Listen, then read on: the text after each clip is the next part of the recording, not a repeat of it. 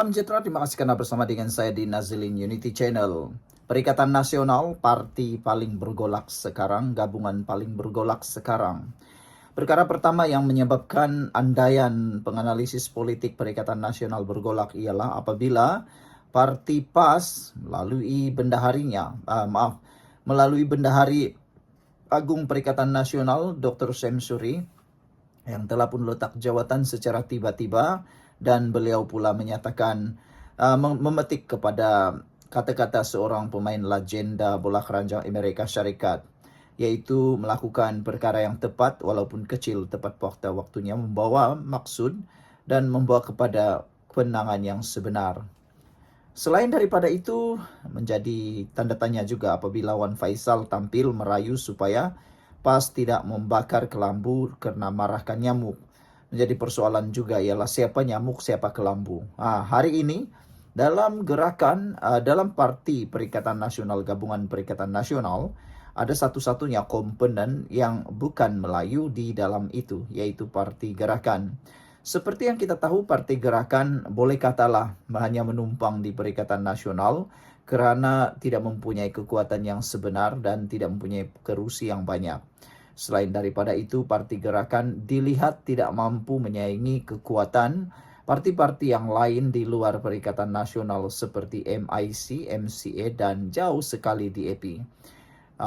Partai Gerakan tidak mungkin dapat menandingi DAP, MCA, dan MIC.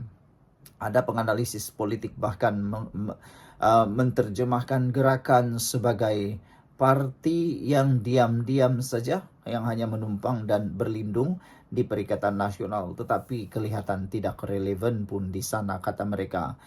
Ada orang-orang mengatakan bahwa Parti Gerakan mungkin akan keluar daripada Perikatan Nasional. Kalau Perikatan Nasional kehilangan Gerakan, adakah Parti Gabungan Perikatan Nasional akan tempang? Jawabannya, penganalisis politik menyatakan bahwa PN tidak akan tempang.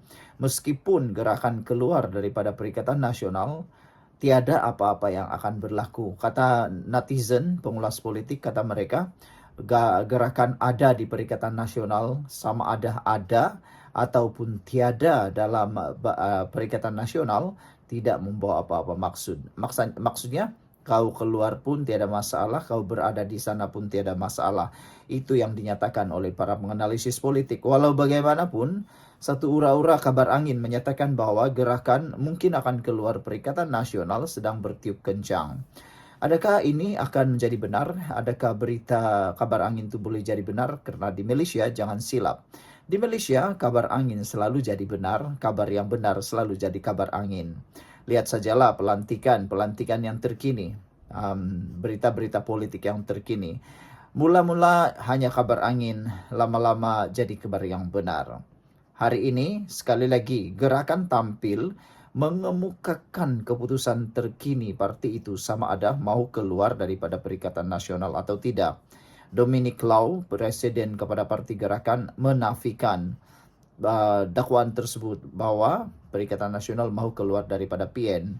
Parti Gerakan menyatakan bahwa tidak mungkin Gerakan keluar Perikatan Nasional. Itu sekarang dinyatakan kepada Dominic Lau, itu sekarang, belum tentu 5 tahun akan datang. Jangankan 5 tahun, tunggu 5 bulan saja belum tentu apa yang kamu katakan ini masih dikotakan atau tidak, kata netizen, kerana banyak kali dan banyak bukti sudah bahwa penafian akhirnya menjadi kebenaran. Parti Gerakan tidak akan meninggalkan koalisi Perikatan Nasional PN walaupun ada pertikaian atau perbezaan pandangan dengan dua rakan sekutunya, yaitu PAS dan Parti Pribumi Bersatu Malaysia Bersatu. Kata presidennya, Datuk Dominic Lau, menegaskan bahwa dakwaan kononnya Gerakan akan keluar daripada Perikatan Nasional adalah satu dakwaan yang liar dan tidak benar. Walau bagaimanapun, ramai netizen yang mengatakan bahwa kami tidak akan percaya selama-lamanya hal politik ini sangat dinamik. Kemarin berkawan, hari ini berlawan, besok berlawan, minggu depan berkawan. Macam itulah politik. Tidak akan pernah damai dan tidak akan pernah ada yang iya dan 100% confirm. Ianya sentiasa berubah mengikut keperluan. Lebih-lebih lagi melibatkan Perikatan Nasional, PAS dan Bersatu. Apabila pendapat Anda, patutkah gerakan tetap berada dalam Perikatan Nasional atau patutkah mereka keluar? Dan apakah peranan Parti Gerakan dalam Perikatan Nasional? Sejauh mana ia yang berkesan? Jumpa lagi, tinggalkan komen Anda. Salam sejahtera, terima kasih karena bersama dengan saya di Nazilin Unity Channel. Mahathir kata dia malu. Ngamlah. Ramai netizen mengatakan Mahathir patut malu kata mereka apabila ada yang mengaitkan tindakan Mahathir yang tak sudah-sudah, komplain sini sana tentang kerajaan ini dan masih lagi tidak serik-serik untuk berhenti daripada politik Malaysia. Ada netizen kata mohon supaya Tun Mahathir berhentilah daripada campur tangan dalam politik Malaysia. Sehingga semua apa yang beliau mahukan, apa yang beliau kata dituruti, mungkin barulah Mahathir berhenti terlibat dalam politik Malaysia. Ada yang kata Mahathir tidak akan berhenti selagi beliau tidak menjadi Perdana Menteri kali ketiga. Apalagi nak jadi Perdana Menteri kali ketiga kalau sudah berusia lebih menghampiri 100 tahun. Kalau dah 100 tahun tak tahulah nak jadi Perdana Menteri bagaimana lagi. Nak gerak ke sana sini kita risau, tiba-tiba pula nanti tak sehat. Bagaimana menjadi Perdana Menteri kalau dah terlalu uzur dan terlalu tua? Adakah beliau dapat lagi menjalani tugas beliau mengikuti mesyuarat dalam 2-3 tahun? Paling penting ialah kalaulah dia juga Menteri Keuangan dan perlu membentangkan bajet keuangan, mampukah lagi menyampaikan membentangkan bajet tersebut? Itu sebabnya ramai netizen kata memang patut pun Tun Mahathir berasa malu berkait dengan RCI Batu Putih yang telah didedahkan oleh RCI tersebut, yang mana Tun Mahathir Mohamad melakukan kesilapan besar apabila menarik semula rayuan dan menghentikan rayuan. Ini kata mereka apabila RCI itu mencadangkan ada kemungkinan untuk menang dalam kes tersebut kalau tidak ditarik rayuan. Selain daripada itu, RCI itu juga mengusulkan supaya satu siasatan jenayah, laporan jenayah boleh dimulakan terhadap Tun Mahathir. Dan baru-baru ini 3 orang menteri juga telah pun menyatakan bahawa Tun Mahathir sebenarnya hanya menyampaikan maklumat dan bukan berbincang tentang maklumat tentang penarikan rayuan terhadap Pulau Batu Putih yang menjadi kedaulatan Malaysia. Dalam laporan tersebut, 3 orang menteri telah menyatakan bahawa itu hanya diketahui di hari pertama kabinet bersidang pada tahun 2018. Hari ini Tun Mahathir sekali lagi menyampaikan berita yang paling mengejutkan kita semua. Tun Mahathir kata beliau berasa malu 3 bekas Menteri PH berbohong. Namun demikian ramai netizen yang menyatakan bahawa yang berbohong bukanlah 3 menteri tersebut tetapi Tun Mahathir sendiri. Sedangkan kata mereka 3 orang menteri ini telah pun menggalurkan segala cerita yang sebenarnya berlaku pada tahun 2018. Jadi apabila Mahathir kata dia malu 3 bekas Menteri PH berbohong, menjadi pertanyaan kita ialah siapa sebenarnya yang berbohong, Mahathir atau 3 orang menteri itu? Yang lebih penting lagi kata mereka dalam sesuatu perbicaraan yang akan dipercayai ialah apabila 3 saksi bersaksi benda yang sama berbanding hanya seorang yang bercakap. Jadi sekarang ini Mahathir hanya seorang menentang 3 orang. Maknanya siapa yang boleh dipercayai?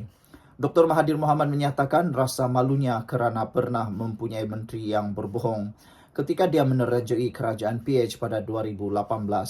Dakwanya 3 menteri kabinet itu tidak bercakap benar mengenai keputusan untuk menarik balik permohonan semakan dan tafsiran Pulau Batu Putih.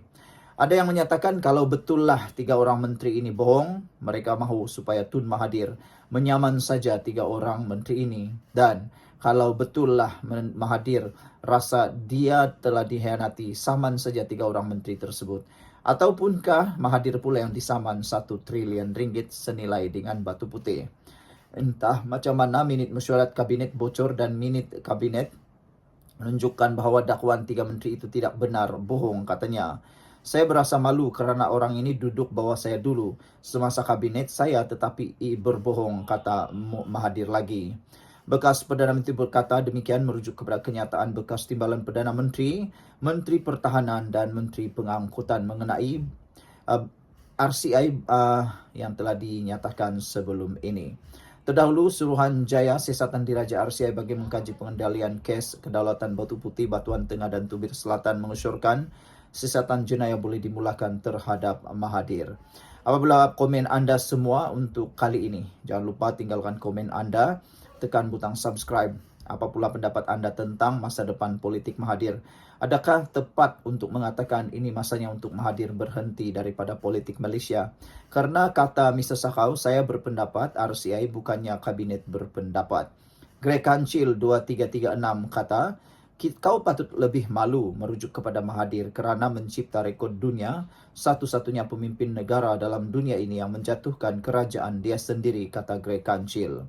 Purple Mouse 7378 kata, patut Mahathir yang merasa malu sebab menteri-menteri itu bercakap benar. Buat keputusan dulu baru cerita kat kabinet. Ini dasar, kata beliau. Kata Rominami kata, kami sebagai rakyat Malaysia lagi malu dengan cara kendalian Tun Mahathir dalam hal ini dan juga sifat resis yang tak habis-habis, kata Kotaro Minami. Sekian dulu, kita jumpa lagi.